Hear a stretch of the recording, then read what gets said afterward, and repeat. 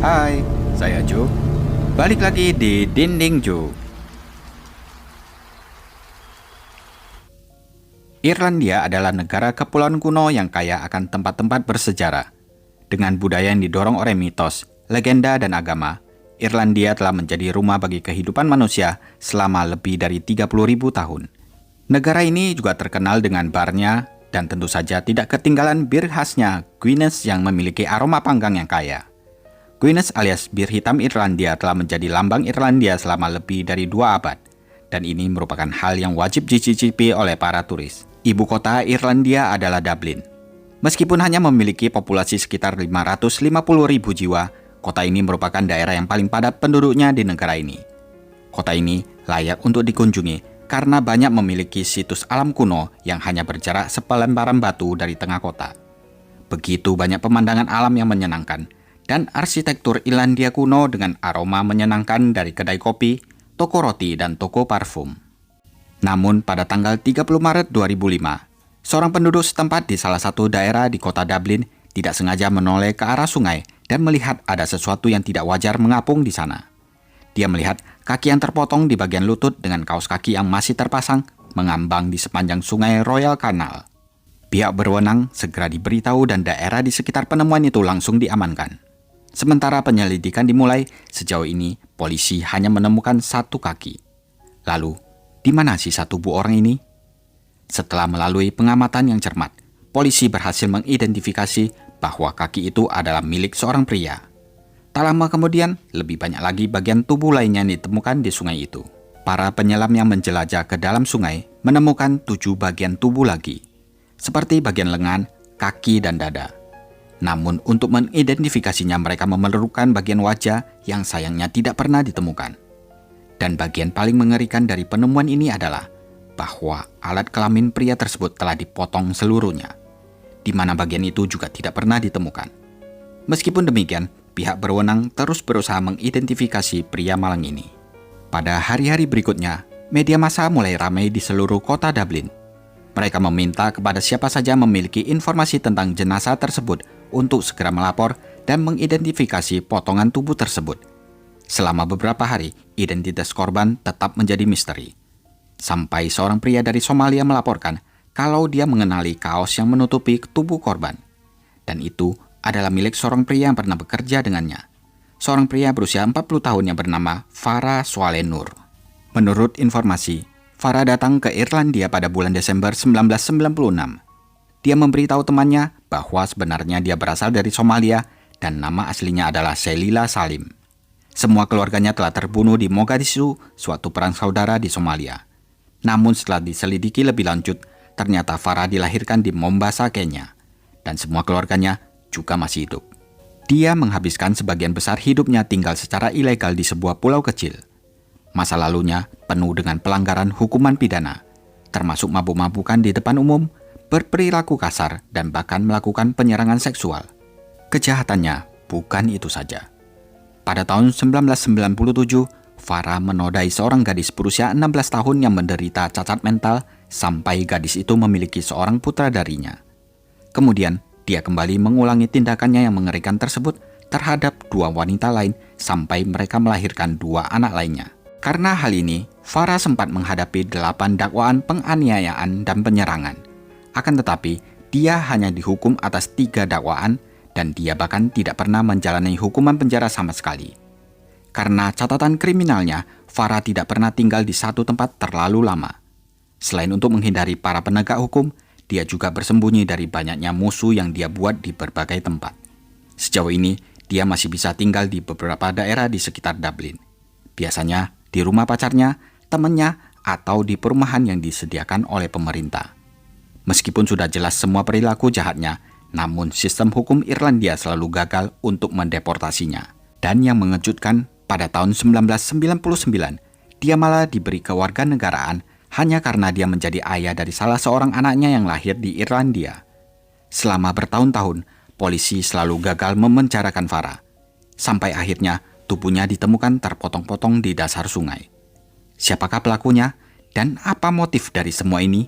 Dari keterangan pria Somalia yang mengenali kaos Farah, Diketahui kalau akhir-akhir ini Farah adalah seorang pengangguran yang sedang berjuang melawan kecanduan alkoholnya. Dia bahkan juga sedang menjalin hubungan dengan seorang wanita yang tinggal di daerah Richmond Cottages di Summerhill. Disinilah polisi menemukan fakta yang sangat mengejutkan. Selain Kathleen Mulhall yang berusia 49 tahun, di Richmond Cottages ini juga tinggal kedua putrinya yaitu Linda yang berusia 30 tahun dan Charlotte yang berusia 21 tahun.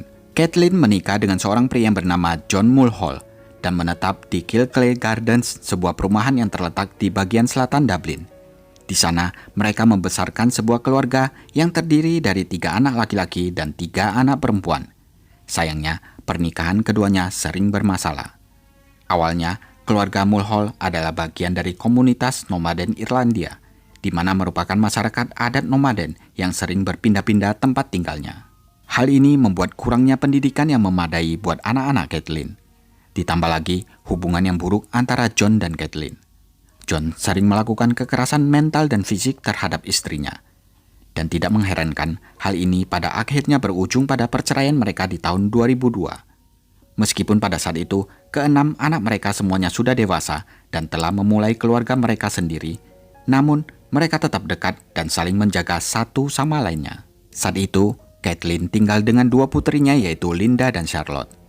Linda yang berusia 30 tahun masih menganggur dan sedang berjuang untuk mendapatkan pekerjaan karena dia membutuhkan uang untuk keempat anaknya. Sebenarnya, anak-anak Linda ini memiliki ayah tiri yang bernama Wayne. Tapi, Wayne sangat kasar terhadap Linda dan anak-anaknya. Dia sering memukuli mereka dengan pipa logam. Sampai akhirnya, keempat anak mereka terpaksa ditempatkan di dinas sosial. Dan akibat perbuatannya tersebut, Wayne menjalani hukuman 7 tahun penjara. Mengalami semua pengalaman yang sangat menyedihkan ini, membuat Linda akhirnya terjerumus ke dalam dunia malam dan alkohol. Akan tetapi, seperti yang dapat Anda bayangkan, itu malah memperburuk keadaan. Linda semakin terpuruk, ditambah dengan kecanduan heroin yang membuat hidupnya semakin menderita dan penuh dengan hutang. Sedangkan adik perempuannya Charlotte tampaknya juga menderita masalah yang sama. Selain kecanduan narkoba, dia juga tergila-gila dengan alkohol. Tapi seperti biasa, ibu mereka tidak peduli dan malah menganggap kalau itu adalah hal yang biasa. Linda dan Charlotte juga cukup terkenal di daerah di mana mereka tinggal, karena mereka kerap melakukan tindak kejahatan seperti melakukan pencurian, pengrusakan, dan tindakan kriminal lainnya. Mereka berdua juga mempunyai perilaku antisosial dan suka menyendiri. Di tahun yang sama itu, setelah perceraiannya, Kathleen menjalin hubungannya dengan Farah. Tentu saja, semua ini semakin memperburuk keadaan. Dan itu berlangsung selama 3 tahun. Linda dan Charlotte sebenarnya tidak menyetujui pasangan baru ibu mereka, karena Farah orangnya kasar dan kejam. Tetapi mereka tidak bisa berbuat apa-apa. Lagian, Kathleen terbiasa memiliki pasangan yang kasar. Bisa dibayangkan betapa kacaunya keluarga ini. Mereka berempat semuanya menganggur. Makanya semuanya sering berdebat dan bahkan berkelahi satu sama lain. Tapi anehnya, walaupun tiap hari ribut, mereka selalu minum minuman keras dan menggunakan narkoba bersama-sama. Lambat laun, hal ini menyebabkan hutang mereka semakin menumpuk dan bertambah besar. Di sisi lain, setelah tubuh Farah berhasil diidentifikasi oleh para polisi, mereka masih belum bisa bertindak apa-apa. Polisi memerlukan waktu lebih dari 7 bulan untuk mengejar satu-satunya petunjuk dalam kasus ini, yaitu keluarga Mulhall. Ketiga wanita termasuk John, ayah dari Charlotte dan Linda ditangkap. Tapi John dengan cepat dibebaskan, karena selain memiliki alibi yang kuat, dia tidak memiliki motif untuk membunuh Farah sama sekali. Lain halnya dengan Kathleen, Linda, dan Charlotte. Mereka tidak bisa memberikan rincian yang jelas dan terlebih lagi, mereka semua tampak tidak peduli terhadap semua pertanyaan yang diajukan oleh polisi. Tapi meskipun semua tingkah laku tersebut membuat para polisi curiga, mereka tidak bisa menangkap ketiga wanita itu tanpa bukti yang kuat atau alasan yang tepat. Oleh karena itu, ketiga wanita itu pada akhirnya dilepaskan. Namun, sepertinya rasa bersalah menguasai salah satu dari mereka. Hati nurani Linda mengatakan kalau ini tidak bisa didiamkan begitu saja. Karena tidak bisa lagi menanggungnya, dia pun akhirnya menyerahkan diri ke pihak berwenang dan membuat pernyataan sukarela, di mana dia mengakui keterlibatannya dalam melakukan penyerangan brutal terhadap Farah. Setelah mendapatkan pengakuan ini, polisi langsung meminta surat perintah untuk menggeledah rumah keluarga tersebut. Di sana, mereka disambut dengan sebuah rumah kumuh yang menunjukkan bukti jelas kalau penghuninya adalah pengguna narkoba. Walaupun waktu telah berlalu sejak kematian Farah, noda darah masih terlihat samar-samar dan dengan mudah bisa diidentifikasi polisi di ruang tamu. Itu menandakan para pelaku telah gagal dalam membersihkan TKP. Dengan adanya kedua bukti ini, maka polisi sudah bisa menangkap Kathleen dan Charlotte tanpa ragu. Dan bagusnya tidak lama kemudian, Charlotte akhirnya juga mengaku kalau dia telah bersalah kepada pihak berwenang. Ternyata pada tanggal 20 Maret 2005, yaitu 10 hari sebelum penemuan jenazah Farah, Kathleen, Farah dan kedua putrinya sedang berjalan-jalan di pusat kota Dublin. Hari itu rupanya adalah hari Saint Patrick yang merupakan hari libur yang sangat penting di Irlandia. Untuk merayakannya, mereka berempat minum-minum di berbagai pub dan bar. Mereka berkeliling bar sepanjang sore sebelum akhirnya kembali ke rumah Kathleen di Summerhill. Seperti yang bisa kalian tebak, kebiasaan minum mereka tidak berhenti di situ saja. Mereka lanjut mengadakan pesta minuman keras hingga malam hari. Dan yang lebih buruk lagi, mereka bukan hanya meminum alkohol. Kathleen, Linda, dan Charlotte juga meminum ekstasi. Farah sebenarnya tidak mau ikutan meminum ekstasi, tetapi Kathleen sengaja menghancurkan pil itu dan mencampurnya di minuman Farah untuk memastikan bahwa mereka semua mendapatkan efek yang sama dari pil tersebut. Bisa dibayangkan, seseorang yang sering melakukan kekerasan seksual ditambah lagi teler akibat sedang berada di bawah pengaruh obat-obatan dan alkohol, itu merupakan kombinasi yang sangat berbahaya. Jadi di malam itu, sementara Kathleen dan Farah sedang duduk di sofa, Linda duduk di lengan sofa di samping mereka. Pada saat itulah, Farah mulai menyentuh, meraba, dan membisikkan kata-kata tidak senonoh di telinga Linda. Tentu saja, itu membuat Linda merasa risih. Ketika dia mencoba pergi, Farah malah merangkul pinggangnya. Melihat perlakuan tidak pantas itu, Kathleen yang marah berteriak kepada Farah. Mungkin karena sudah muak dengan tingkah laku Farah ditambah pengaruh alkohol dan ekstasi, tiba-tiba Kathleen berteriak pada putrinya, "Bunuh saja dia!" Mendengar itu, Charlotte langsung mengambil pisau, kemudian mengiris tenggorokan Farah sehingga membuatnya jatuh ke lantai. Selanjutnya, Linda menghantamkan palu ke kepala Farah berulang kali.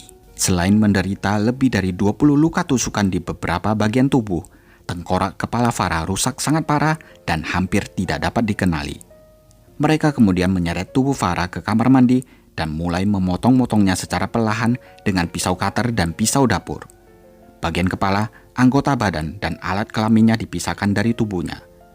Charlotte dan Linda melakukan mutilasi hanya dengan 2 pisau kecil, sehingga membutuhkan waktu beberapa jam untuk menyelesaikannya. Meskipun sudah menaruh handuk di tubuh Farah untuk mencegah aliran darah berhamburan, namun proses pengerikan itu tetap membuat TKP menjadi sangat berantakan. Setelah semua terpotong menjadi beberapa bagian, potongan tubuh Farah lalu dimasukkan ke dalam kantong plastik hitam dan tas olahraga. Charlotte, Linda, dan Kathleen kemudian melakukan beberapa kali perjalanan ke Royal Canal yang jaraknya hanya beberapa meter dari rumah mereka. Seluruh bagian tubuh Farah, kecuali kepalanya, dilempar ke dalam sungai yang gelap supaya tidak mudah diidentifikasi. Sedangkan bagian kepalanya dibawa dengan bus ke Sean Walsh Memorial Park. Lalu mereka berjalan melalui pusat perbelanjaan The Square Shopping Center yang sangat ramai waktu itu dengan membawa kepala Farah di dalam tas belanjaan. Sesampainya di taman, Charlotte menggali lubang dengan pisau, lalu meletakkan kantong berisi kepala Farah di sana dan menguburnya. Kathleen kemudian melemparkan pisau dan palu ke kolam terdekat untuk menghilangkan bukti. Beberapa hari kemudian, Linda kembali ke taman dan menggali kepala tersebut. Dengan menggunakan tas sekolah milik putranya, dia memindahkan kepala Farah ke sebuah ladang di Killinardan Estate Talak, kemudian menghancurkan kepala itu dengan palu dan menguburnya sekali lagi. Meskipun Charlotte dan Linda telah mengakui perbuatan mereka, tetapi polisi tidak dapat menemukan ibu mereka. Ternyata setelah mendengar berita penangkapan putrinya, Kathleen segera meninggalkan negara itu dan melarikan diri ke Inggris. Kathleen terbiasa dengan gaya hidup nomaden, sehingga tidak sulit baginya untuk sering berpindah-pindah tanpa memiliki dokumentasi resmi. Tentu saja hal ini menyulitkan pihak berwenang untuk melacaknya. Dan tragisnya, sejak kasus pembunuhan Farah terjadi, John, suaminya Kathleen, mengalami masalah kesehatan mental yang parah. Dia tidak sanggup menahan rasa malu karena perbuatan keluarganya. Akhirnya pada bulan Desember 2005, John Mulhall mengakhiri hidupnya dengan menggantung diri di Phoenix Park. Kasus ini mendapat perhatian media yang sangat besar. Tabloid berita memberi julukan kepada kedua wanita tersebut dengan nama Scissor Sisters. Setahun kemudian pada bulan Oktober 2006, Linda dan Charlotte diadili. Sementara itu, ibu mereka Kathleen masih belum ditemukan. Persidangan kasus ini seharusnya bisa dilakukan lebih cepat jika Linda mau bekerja sama dengan dokter yang menangani kecanduan heroinnya. Namun, dia menolak semua jenis pengobatan. Banyak orang percaya bahwa semua ini disengaja untuk menunda proses pengadilan. Meskipun mereka berdua mengaku tidak bersalah dan melakukan pembunuhan Farah untuk membela diri, namun upaya mereka ini sia-sia. Pada akhirnya, Charlotte yang memulai pembunuhan diberi hukuman penjara seumur hidup. Sementara Linda hanya didakwa dengan tuduhan telah melakukan pembunuhan tidak disengaja dan dia dijatuhi hukuman 15 tahun penjara. Mereka berdua ditahan di penjara Mountjoy Women's di Dublin dan sempat mengajukan banding atas hukuman tersebut dengan alasan evaluasi psikiatris yang tidak memadai. Mereka juga mengatakan bahwa juri sepertinya dipaksa untuk mengambil keputusan yang terburu-buru oleh hakim. Hingga hari ini, Charlotte tetap berada di balik jeruji besi. Sedangkan Linda sudah dibebaskan pada tahun 2018 setelah menjalani hukuman hanya 12 dari 15 tahun hukumannya. Kepada media massa, Linda mengatakan kalau dia hanya ingin melanjutkan hidupnya. Dia menolak berkomentar lebih jauh mengenai kejahatan di masa lalunya. Di sisi lain, perilaku Charlotte di penjara kembali mengundang perhatian media massa. Dia terlihat menodongkan pisau ke tenggorokan narapidana laki-laki. Akibatnya, dia terpaksa dipindahkan dari penjara Mountjoy ke penjara Limerick di Irlandia. Pada bulan Februari 2008, Kathleen Mulhall secara sukarela menyerahkan diri dan kembali ke Irlandia. Dia ditangkap dan didakwa dengan beberapa tuduhan. Di antaranya, memberikan informasi palsu, menyembunyikan informasi, menghindari penangkapannya, dan menyembunyikan bukti pembunuhan. Pada bulan Mei 2009, Kathleen dijatuhi hukuman 5 tahun penjara karena keterlibatan dalam kejahatan tersebut. Dan sekarang, dia sudah menjadi wanita bebas bersama dengan Linda putrinya. Nah, gimana menurut kalian? Tulis di kolom komentar ya.